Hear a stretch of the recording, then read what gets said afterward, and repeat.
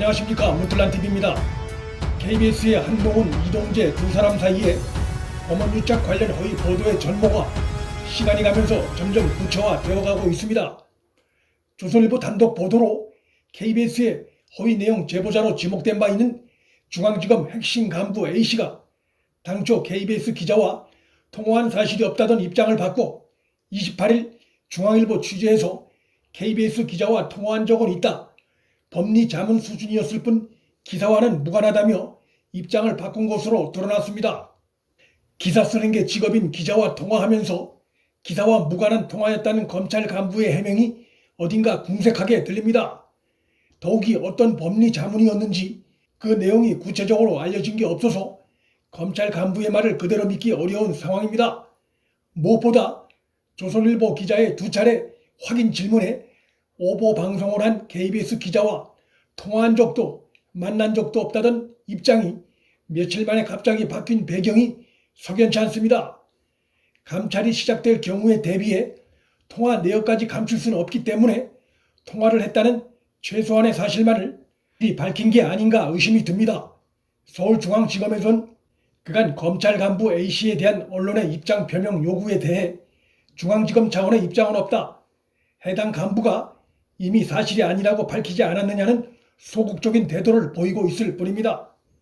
이번 KBS 오보 사태 관련한 사건을 집중 취재하고 있는 조선일보는 중앙지검 검찰 간부 A씨의 이러한 바뀐 태도와 관련해 검찰 안팎에선 해당 간부의 KBS 오보 개입 의혹이 더욱 커지고 있다면서 30일 검찰 인사를 앞두고 객관적으로 증명되는 최소한의 통화 사실만 인정하면서 의혹을 대충 뭉개고 가려는 것 아니냐는 비판이 나오고 있다고 보도했습니다.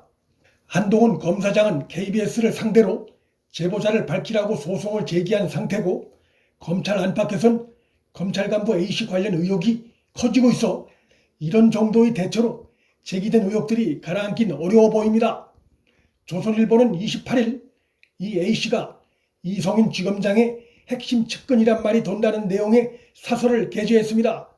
그런데 의혹이 점점 커가고 있음에도 KBS도 중앙지검도 이성윤도 이 같은 의혹에 대해 적극적으로 나서 해명을 하지 않고 있어 의혹을 더 키우고 있습니다. 이런 가운데 KBS가 28일 검언유착 오보 관련자 5명을 인사히 회부한다고 밝혀 꼬리 자르기가 아니냐는 내부의 비판이 일고 있습니다. 인사위에 회부한다는 것은 이번 오보 사건 진상조사를 이미 마쳤다는 의미도 될 수 있어 사건 축소 시도 아니냐는 의혹을 불러일으키고 있습니다. KBS는 이날 이번 사안은 보도 과정의 오류가 전부라며 정상적인 취재 활동인 취재원과 접촉을 사주나 유착으로 몰아가는 것은 특정한 목적을 가지고 공영방송의 정상적인 언론 기능을 흔드는 행위라고 주장했습니다. 상식적으로 있기 어려운 대형 오보를 내놓고도 공영방송의 정상적인 기능 운운하는 사측의 반응은 설득력을 얻기 어렵습니다. KBS는 오보를 낸 방송 기자가 보도 정보 시스템에 올렸던 녹취록 형태의 자료가 존재한다는 내부의 고발이 있었음에도 취재 녹취록은 존재하지 않으며 취재 내용 메모만 존재한다면서 취재 내용 메모와 취재 계획이 외부에 공개될 경우 취재원의 신분이 노출될 우려가 있기 때문에 해당 자료를 제공할 수 없다고 밝히고 있습니다.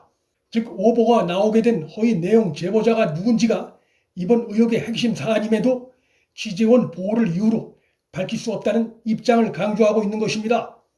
KBS 사측 입장은 KBS 노동조합과 KBS 공영노동조합이 KBS 세계 노조를 비롯해 사측과 외부 시민단체와 전문가 등 다양한 그룹이 참여하는 공동진상조사위원회를 구성하자는 제안이 나온 가운데 사측이 단독으로 이렇게 일을 진행한 것이어서 KBS 내부 노조의 반발이 일고 있습니다. 채널A 기자 사건의 수사 상황에 깊숙이 관여된 검찰 고위 간부가 없었다면 KBS 기자가 한동훈 검사장이나 채널A 기자 측에 사전 확인도 하지 않은 상황에서 불러주는 말만 믿고 오보를 내보냈겠느냐고 보는 것이 상식적인 판단입니다.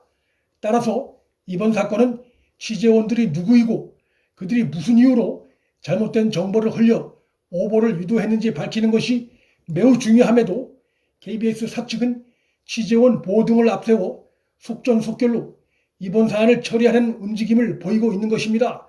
KBS의 대형 오보가 나가기 하루 전인 17일엔 채널A 이동재 전 기자가 구속됐고, 오보 나가고 며칠 뒤엔 검찰 수사심의 소집이 예정돼 있었다는 점에서 수사심의위원들에게 영향을 미치려는 공작보도, 기획보도가 아니었느냐는 의혹도 제기되고 있습니다.